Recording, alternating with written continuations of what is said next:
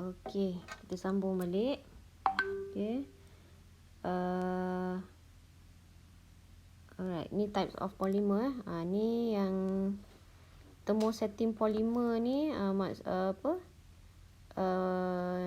maksud disintegrate tu maksudnya bila kita panaskan dia dia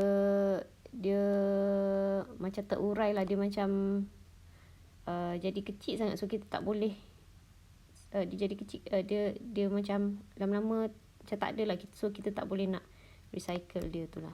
Okay, alright, so next process to produce polymer ni pun you dah belajar. Okay, there are two polymerization process lah. First is addition polymerization, and the second one condensation polymerization. Okay, so nama pun tahu, daripada nama you tahu addition polymerization ni occur when monomers that have double covalent bond between two carbon atom react with one another.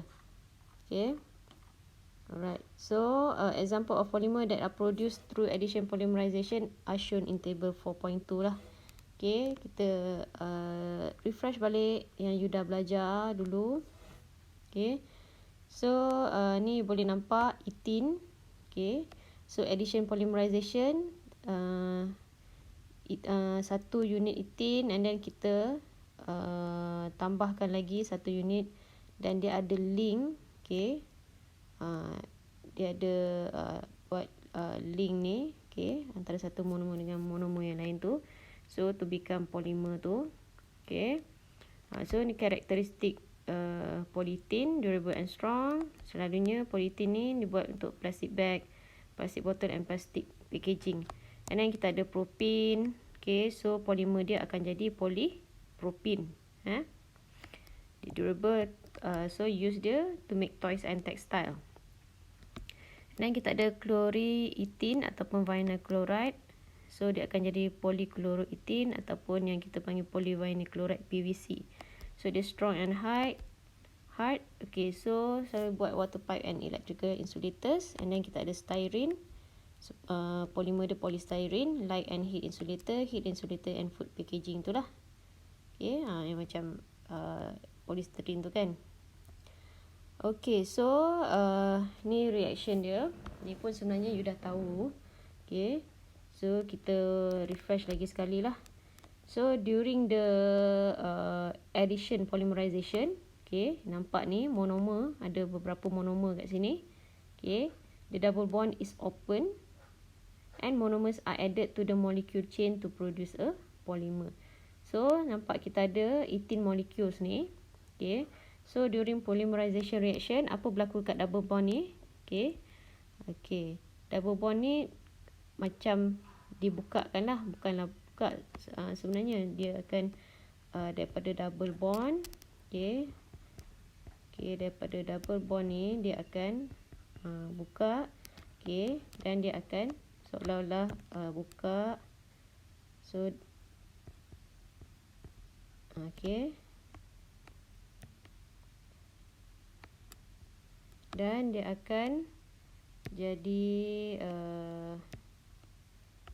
dia akan form two new single bond lah.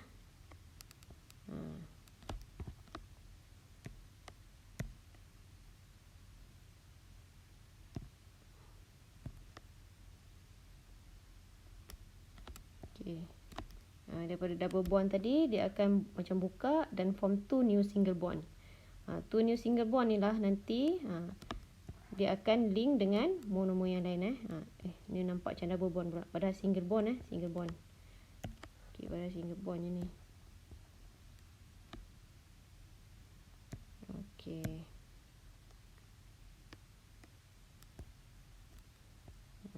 single bond bukan double bond. Single bond.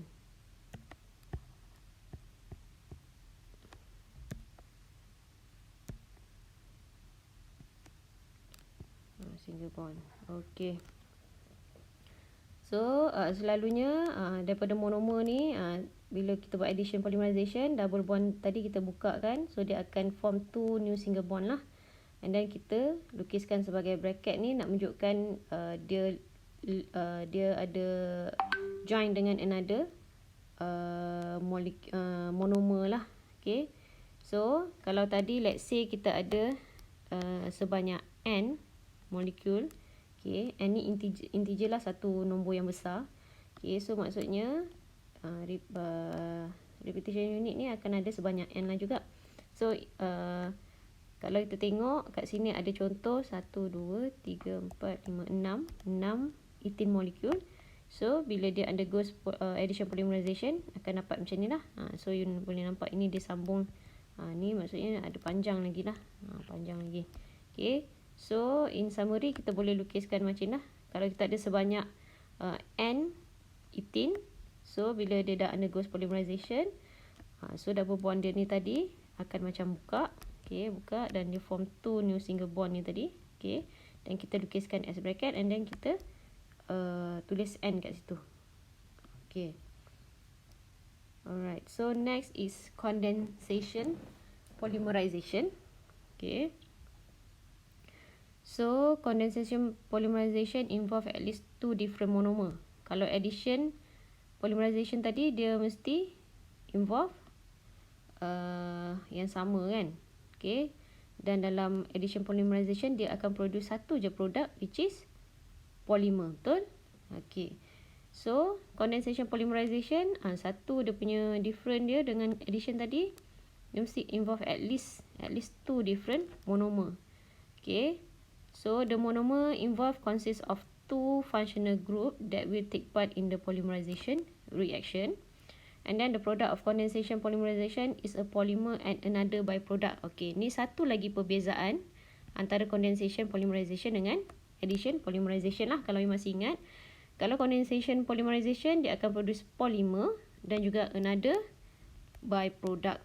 Okay, another byproduct, produk satu lagi yang small molecule lah, such as water molecule H2O ataupun hydrogen chloride molecule HCl. Okay.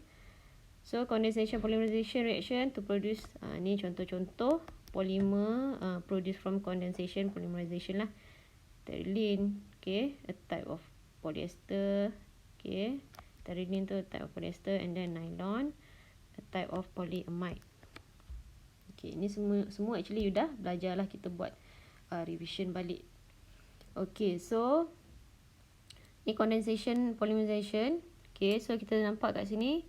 Ni ada satu monomer. Okay. Ini another different monomer lah. Okay. So kat sini kita ada 1, 2 ethane diol. Okay. Nama ethane diol ni you tahulah. Okay. Sebab dia ada OH ni apa? Hydroxyl group lah. Hydroxyl group daripada alkohol. Okay. Hydroxyl group pada alkohol.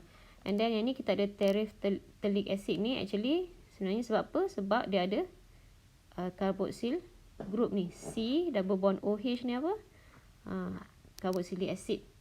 Carboxylic acid.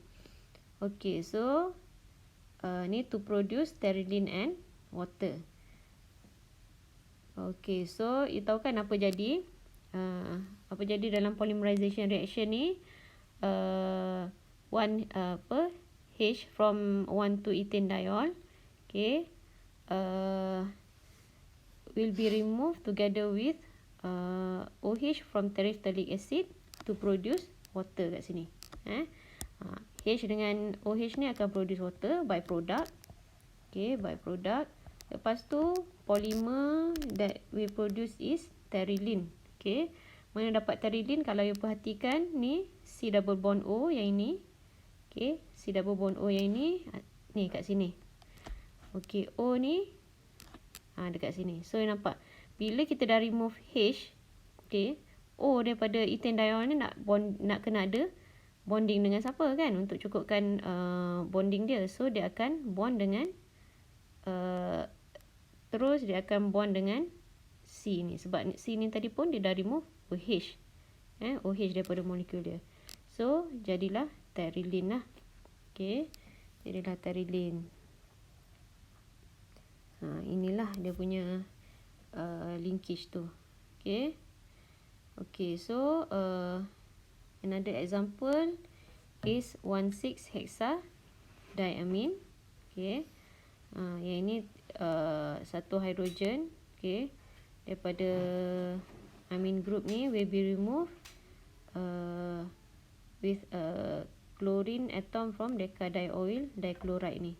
So dia akan produce byproduct HCl ni. So kat sini tadi dia akan form new bond lah, macam ni. Okay, macam ni. Okay, ataupun kita panggil ni apa? Kita dah belajar masa IGCSE tu amide linkage. Ni amide linkage. Okay, next. Kita stop sekejap.